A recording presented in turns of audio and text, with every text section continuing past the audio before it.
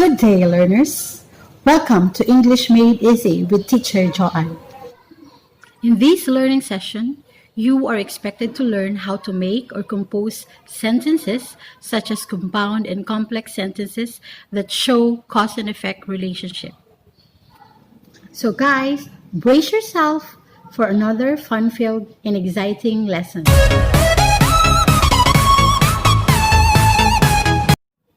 Let us have first a review. Can you still remember what conjunction is? Okay, how about the two main classifications of conjunctions?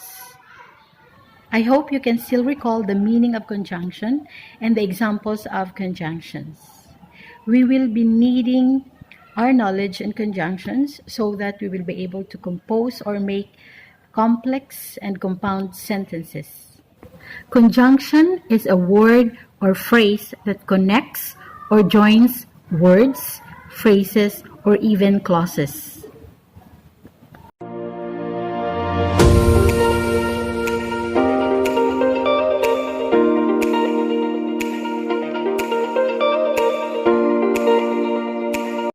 Take note, guys, that we will be choosing the appropriate conjunctions for us to be able to come up with compound or complex sentences that show cause and effect relationship.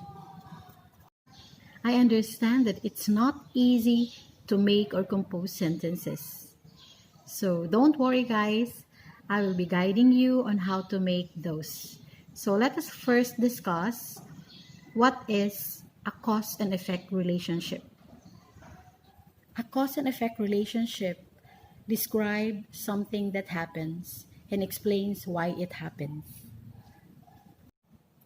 Example, Eric traveled a lot during COVID-19 pandemic, so he caught the virus. From the example given, which do you think is the cause and which do you think is the effect? Yes, you are right. The effect is he caught the virus, and the cause is he traveled a lot during the COVID-19 pandemic. Therefore, we can say that an effect explains what happens, while cause explains why something happens.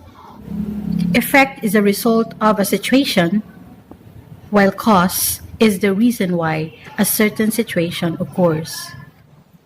Now that you are already aware of the meaning of cause and effect, let us proceed to identifying or recognizing compound and complex sentences. What is a compound sentence?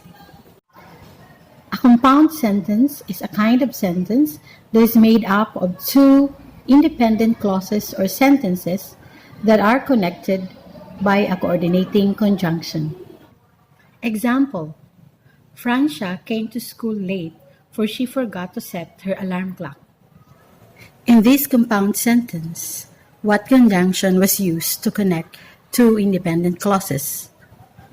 What are the two clauses that are being connected by the conjunction for?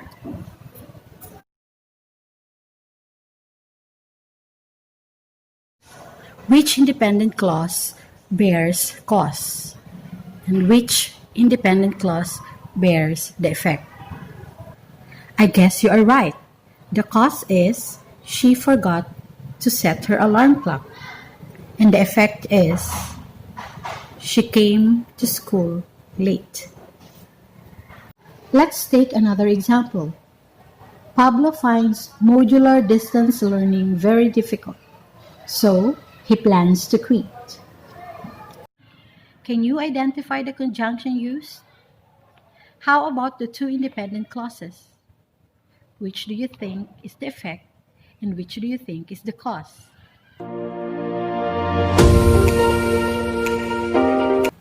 Learning what a compound sentence is and its structure and the cause and effect relationship, I am hoping that you are ready to do an activity. May I remind you that in making compound sentences, you should choose from fanboys conjunctions.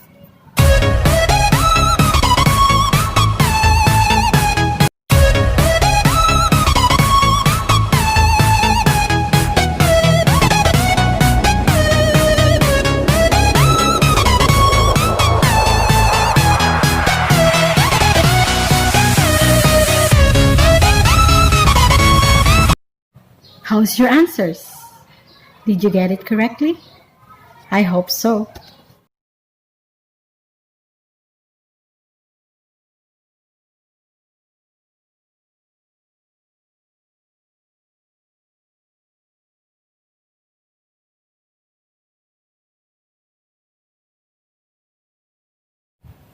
How's your answers? I hope you nailed it amazingly. At this juncture, you already know how to make compound sentences that show cause and effect relationship.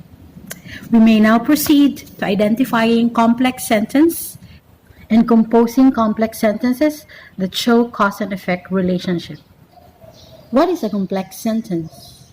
A complex sentence is a kind of sentence that is made up of one independent clause and one or more dependent clauses. In this case, you have to review your knowledge on different kinds of clauses. Refresh your mind with the following information.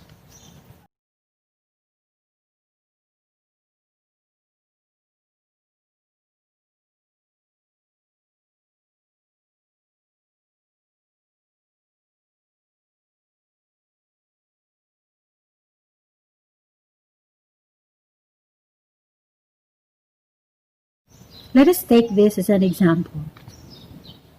Because it is raining, we have an umbrella. In this particular sentence, because is the conjunction used. So which do you think is the dependent clause and which do you think is the independent clause? You get it right. The dependent clause is because it is raining, and the independent clause is we have an umbrella. You will also notice that the sample complex sentence shows a cause and effect relationship. Which do you think is the cause and which do you think is the effect? It is pretty obvious that the cause is because it is raining, and the effect is we have an umbrella. Study the samples that follow.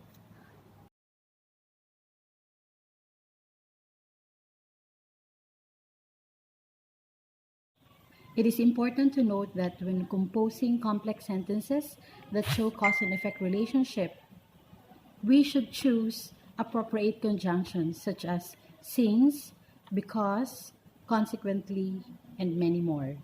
I hope by now it's easier for you to compose complex sentences that show cause and effect relationship. Try the practice exercise to hone your skill.